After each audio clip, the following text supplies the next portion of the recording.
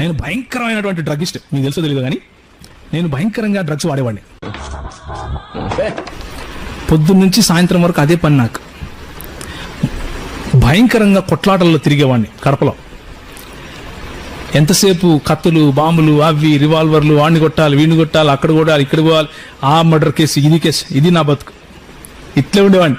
నేను ప్రిన్సిపాల్ దైవ సహాయంగా మాత్రమే బయట ప్రపంచానికి తెలుసు. కానీ 25 ఏళ్ల క్రితం జగదాంబ సెంటర్లో ఈ దైవం గారు చాలా పెద్ద రౌడీ. ఈ సంగతి నాకు ముందే ఎందుకు చెప్పలేదు బాబు? అప్పడాలా నీకు ఎవడ ఎడిట్ చేశాడు కానీ వీడియో తెలుగు భాష అని రాశాడు. భాష మాణిక్యం, రజనీకాంత్ కాదు, తెలుగు భాష. ఇంతకీ ఏదో కూసావు, మళ్ళీ సరుకు. తెలుగు భాష గద్య భాగంలో మొట్టమొదటి పేపర్ మనది. ఒరే, మనది అంటే బ్రిటిష్ వాడిదేనా, క్రైస్తవుడిదేనా, తెలుగుడిదేనా?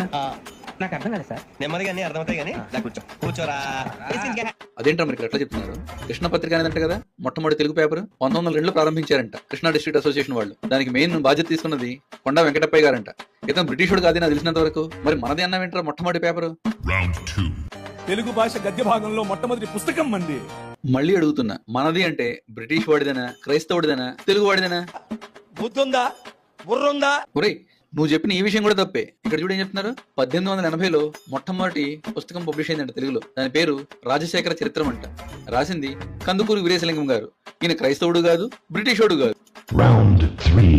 వీళ్ళకు వాళ్ళ సొంత రామాయణం, మహాభారతాలు కూడా ట్రాన్స్లేట్ చేసుకునే దిక్కు లేదు. అది చేసింది మనమే. నిజం చెప్తున్నాను, నేను అబద్ధం చెప్పట్లేదు. ఏమంటివి? ఒరే, ఈ పేర్లు ఎప్పుడన్నా విన్నావా? రంగనాథ రామాయణం, మొల్ల రామాయణం అని ఎప్పుడు రాశారో తెలుసా వీటిని? 13వ శతాబ్దంలో ఒకళ్ళు, 15-16 శతాబ్దంలో మరొకళ్ళు. మరి ఎందులో గొంతు చించుకుంటున్నావు? వీళ్ళేదో బ్రిటిష్ వాళ్ళు కాదు, క్రైస్తవులు కాదు. నేను అబద్ధం చెప్పట్లేదు. చూసారా సార్ డబుల్ యాక్షన్. మొట్టమొదటి ట్రాన్స్లేషన్ చేసింది కూడా మనమే. ఒరే, నేను అప్పటి నుంచి అదే అడుగుతున్నాను రా. మనమే మనమే మనదే అంటున్నావు. ఆ మనం ఎవర్రా బాబు? మీకు దండం పెడతానయ్యా, సార్ పేరు చెప్పండి అయ్యా. ఒకటి మాత్రం నిజంరా, ఒక యేసు మతస్థుడు మాత్రమే ఇన్ని అబద్ధాలు ఇంత పచ్చిగా మాట్లాడగలడు. నాకేం సిగ్గులేదు, శరం లేదు. నాకేం సిగ్గులేదు, శరం లేదు.